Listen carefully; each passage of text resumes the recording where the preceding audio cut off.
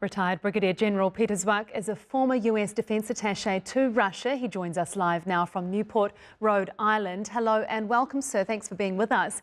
Firstly, what are you expecting from this phone call between Trump and Putin? I don't think there will be an agreement that will come out of that phone call. I believe that there may be dialogue, that negotiations are continuing, moving on. I think there may be delaying tactics by the Russians. It appears that we want the negotiation and the peace a lot, and President Trump manifests that. I think that the Russians, Putin, are delaying. They have things they want to do before you even entertain a ceasefire, including taking more ground in the Donbass and finishing off the breaking the Kursk salient, because the Russians would see that as a negotiation problem if the Ukrainians were sitting on that still in Russia.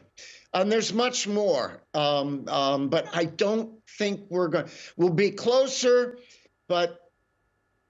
and we'll hear that, yes, you know, it's around the corner, but I don't think so. Given the track record that Moscow has for delaying tactics, I believe you might be right there. But what about Putin's demands that Trump will possibly need to accept to get this deal done? As you say, we probably won't see a deal straight after this phone call, but Putin's expressed concern Ukraine would rearm and mobilize during the ceasefire, so he wants Ukraine to stand down, to stop receiving Western aid. What of those demands do you think Trump will need to accept in order to get Putin to the table? Yes, it's a good question. I don't know. There may be a mid-ground. I think that it will be, yeah, it's a Russian negotiation tactic, and they're going to delay it for the reasons that you state, or try to.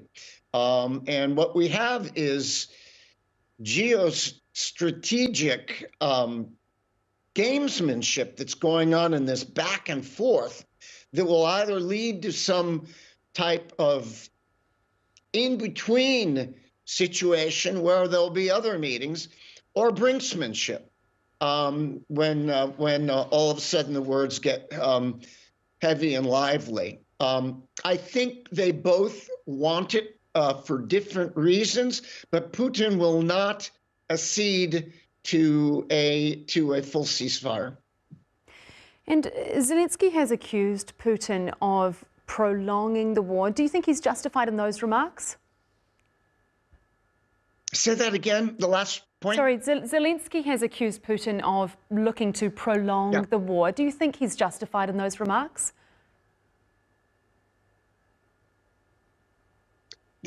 I think that right now we should be listening to Ukraine and Zelensky. By the way, what's notable is they're not in this negotiation. When we talk about maybe a misstated thing, dividing assets in regard of Russia and the U.S. trying to divide assets on, what does that mean as far as the Ukrainians? They should be in the negotiation. I